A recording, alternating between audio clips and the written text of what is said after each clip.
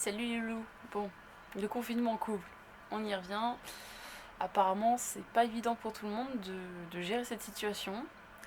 Entre ceux qui supportent pas d'être seuls et ceux qui supportent pas d'être avec leurs copains, copines. Donc bon,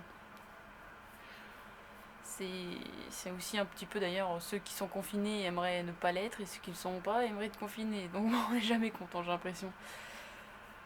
Donc le confinement en couple. Pourquoi c'est compliqué? Parce que au final, on a tous nos petits trains de vie. Euh, Il y en a toujours un des deux qui travaille ou qui va voir ses potes, donc qui part pendant plusieurs heures du foyer, ou tous les deux. Et puis même d'ailleurs des fois pas aux mêmes horaires, donc vous vous croisez vraiment pas longtemps. Donc là, vous vous retrouvez d'un coup 24 heures sur 24, 7 jours sur 7, dans le même endroit. Euh, Il y a des petites habitudes de chacun qui se sont installées, justement de quand la personne n'est pas là. Et vous n'arrivez pas à retrouver ça en fait. En général, déjà, je pense que c'est un petit peu le début. Après, vous allez me dire qui est-ce que je suis pour vous donner des conseils sur votre couple. Je suis personne, clairement. Euh, Moi, je me dis juste que peut-être vous dire en tout cas nous comment on le vit. Peut-être que ça peut vous aider parce que nous on le vit bien, on n'a aucun problème, on s'est pas pris la tête, pas du tout. Euh, Après voilà, on se prend rarement la tête tous les deux, donc voilà. Mais après voilà, on se respecte en fait, on respecte les habitudes de l'autre aussi, donc peut-être que ça aide, j'en sais rien. Mais voilà, vous vous retrouvez du coup H24, 7 jours sur 7 ensemble. Euh, Si vous avez déjà eu des embrouilles avant même que le confinement arrive et que c'est compliqué dans votre couple, bah ça va d'autant plus être compliqué pour vous de le gérer maintenant parce que vous aurez plus vos petites escapades journalières qui fera que vous trouvez ça plus supportable. Et c'est sûrement pour ça qu'il y a beaucoup plus de ruptures, c'est parce que ça devient insupportable, parce que vous supportez juste plus l'autre personne, que ces petites manies, ces petits trucs, ces petits défauts vous titillent bien plus et puis vous énervent beaucoup plus vite et puis bah ça va beaucoup plus vite au clash. J'ai connu ça, hein. Comme je disais, j'aurais pas pu faire le confinement avec n'importe qui de mes ex. Voilà. Je sais que j'aurais craqué, hein, moi aussi. Mais bon, là ça se passe bien et moi je pense savoir pourquoi ça se passe bien. C'est parce que justement on a chacun notre liberté, nos horaires de vie. Donc voilà, vous êtes confinés, vous n'avez pas de réveil, vous n'avez pas tout ça, toutes vos contraintes. On va dire vous faites un peu votre vie comme vous pouvez la vivre en fait, comme si vous avez aucune. Vous êtes libre en fait, vous avez aucune obligation horaire. Du moment où vous n'avez pas de réveil, vous n'avez pas besoin d'aller au taf de telle heure à telle heure, vous pouvez avoir l'hygiène que vous voulez. C'est-à-dire vous coucher à l'heure que vous voulez, c'est-à-dire manger à l'heure que vous voulez, et tout ça. Bon, manger ensemble c'est quand même mieux, hein. Ça, je vous dirais pas de le faire séparément parce que ça donne toujours un petit moment ensemble. Et le principal c'est d'avoir ces moments ensemble et des moments séparés. Et justement, savoir que moi par exemple, je me couche plus tôt que mon copain. Après, c'est que quelques heures, hein. Mais de toute façon, on est des oiseaux de nuit, comme on peut dire. On va se coucher plus tard que la normale des gens. Mais il se couche encore plus tard que moi. Mais je le respecte. Et après, du coup, forcément, il se lève plus tard que moi. Mais moi, ça me fait mes petites heures tranquilles.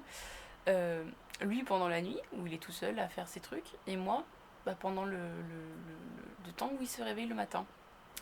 Ce qui fait que pendant ces temps-là, déjà, on fait notre petite vie, chacun, notre petit train-train de notre côté. Et c'est notre petit moment détente, un peu comme si l'autre allait travailler.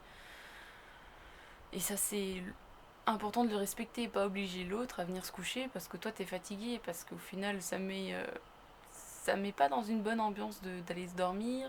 Dans le sens où, ouais, dire, ouais, allez, viens te coucher, genre c'est l'heure. Bon, déjà, c'est l'heure pour toi, pas pour lui ou elle. Euh, Lui, s'il est pas fatigué ou elle, si elle est pas fatiguée, tu peux pas l'obliger à venir se coucher parce que du coup, elle va pas être dans un mood de vouloir se coucher, ce qui fait qu'elle risque de se retourner dans le lit et de t'embêter, toi qui veux te dormir. Au final, toi, ça va t'énerver et ça va t'empêcher de dormir. Donc ça n'a aucun avantage pour aucun des deux de forcer l'autre à aller se coucher s'il en a pas envie. Et ça permet aussi à la personne d'avoir ses petits moments de liberté. Euh, Après, voilà, rien.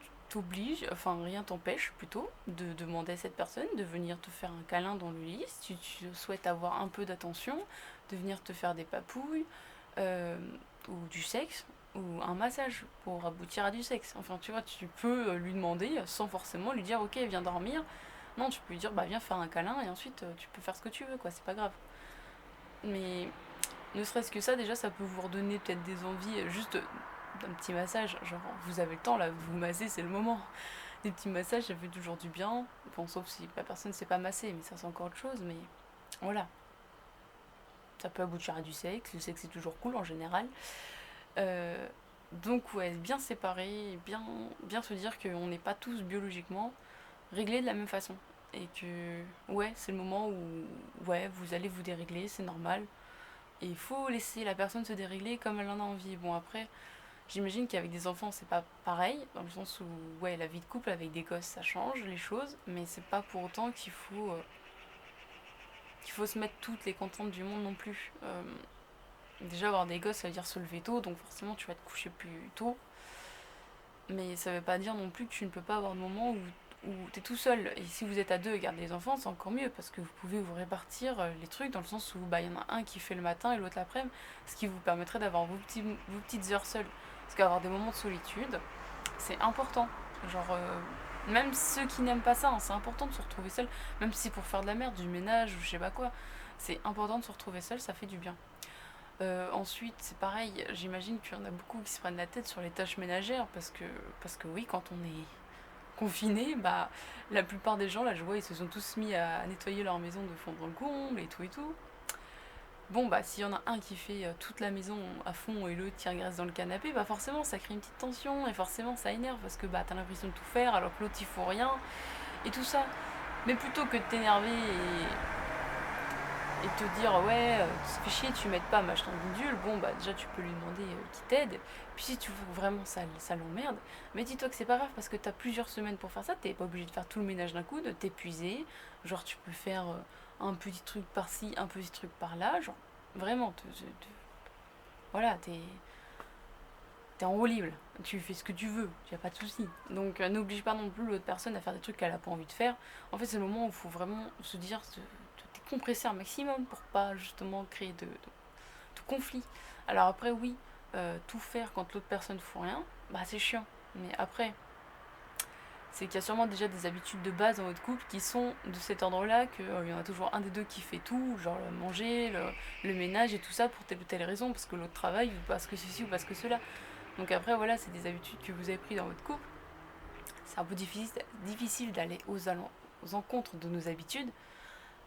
Donc il faut être bien conscient de ça aussi, c'est que tu peux pas demander à une personne de faire tout l'inverse de ce qu'elle a l'habitude de faire aussi en général. Voilà. Nous, bah c'est pareil, quand il y en a un qui fait le ménage, bon bah tranquille, l'autre vient l'aider, et puis c'est pareil, s'il y en a un qui a envie de faire le ménage et puis pas l'autre, bah on va pas faire chez l'autre. Minette, pchit. Ma chatte me troll toutes mes vidéos, j'en peux plus. Quoi d'autre? En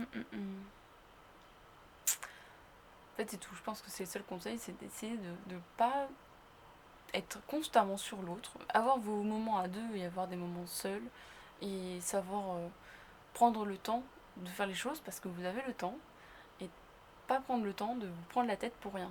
Parce que là, si vous créez des conflits pour un rien, ça va devenir un enfer de vivre autant de temps ensemble. Voilà. Donc j'espère que ça va aller. Et puis bah si ça va pas, bah appelez votre mère, votre copine, enfin copine, genre amie, appelez quelqu'un, puis parlez à quelqu'un d'autre qu'à la personne avec qui vous vivez, ça peut vous faire du bien aussi. Voilà. Et puis au pire, même essayez de séparer les pièces dans le sens où si vous avez une pièce qui sert à rien d'habitude, vous pouvez la créer, enfin créer un petit bureau, une petite salle de sport temporaire, histoire d'avoir vos petits moments seuls, bien à l'écart de la personne, parce que vous avez besoin de ça.